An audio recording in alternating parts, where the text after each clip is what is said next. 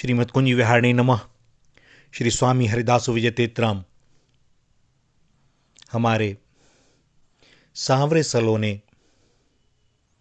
आनंद के घनीभूत रस विग्रह बालकृष्ण की लीलाएं सभी जानते हैं, और उनकी यह लीला तो बहुत विख्यात है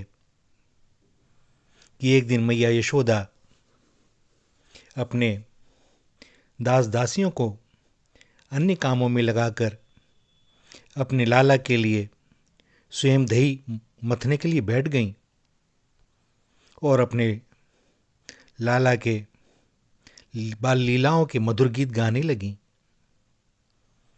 इतने में ही बालकृष्ण ठुमकते ठुमकते आए और माँ की मथानी पकड़ ली और नेत्रों से ही माँ से कहा कि मथना छोड़ दो और मुझे स्तनपान करा दो। मैया यशोदा ने मथना छोड़कर बालकृष्ण को गोद में ले लिया और दुग्धपान कराने लगी। इतने में ही वह देखती हैं कि पास ही चूल्हे पर रखा हुआ दूध उफनने लगा।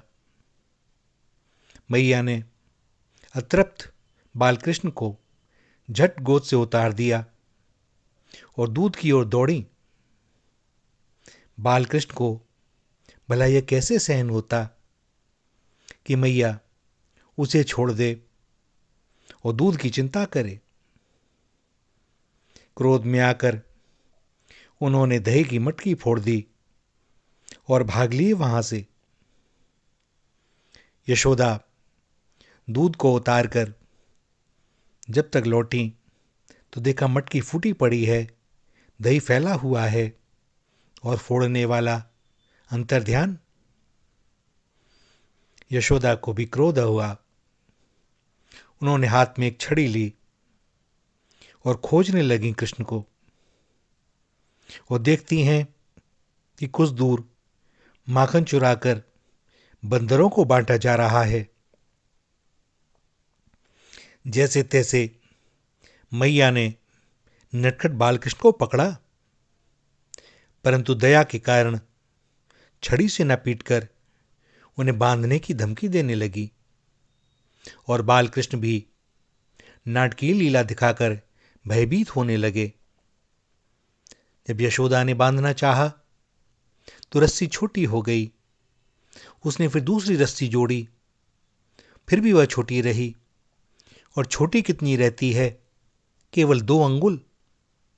अंत में जब मैया थक गई, पसीना आ गया और बैठ गई धरती पर, समझ गई कि मेरे बांधे यह बालकृष्ण न बंध सकेगा।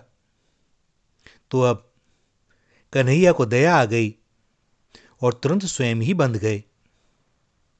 और जब वे बंधते हैं तो क्या करते हैं? दूसरों का उद्धार ही।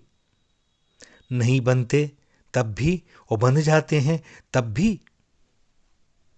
भैया, इस लीला का वास्तविक तत्व हमें समझना चाहिए। इसके द्वारा भगवत प्राप्ति का साधन बताया गया है। हम लोग संसार में भटकते हैं, सुख शांति के लिए छटपटाते हैं, परंतु हमें यह नहीं मालूम कि वास्तविक सुख कहां मिलेगा। हम कौड़ियों की खोज में चिंतामणि को खो देते हैं। हम ऐसे विवेक शून्य हैं कि सुख की खोज में सुख के सच्चे मार्ग को खो देते हैं।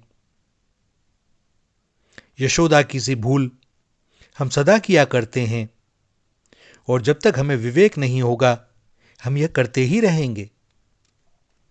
मैया यशोदा ने थोड़े से दूध को बचाने के लिए गोद से बालकृष्ण को झटके से उतार दिया।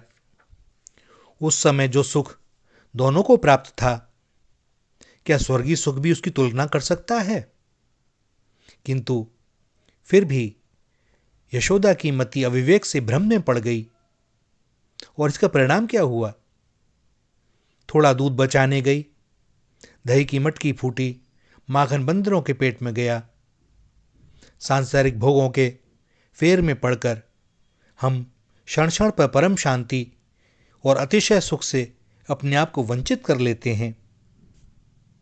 यशोदा ने श्री कृष्ण को पकड़ लिया और रस्सी से बांधना चाहा। घर भर की सब रस्सी जोड़ती चली गई, किंतु फिर भी रस्सी छोटी पड़ती रही, और वह भी केवल 2 अंगुल। इसका कारण क्या?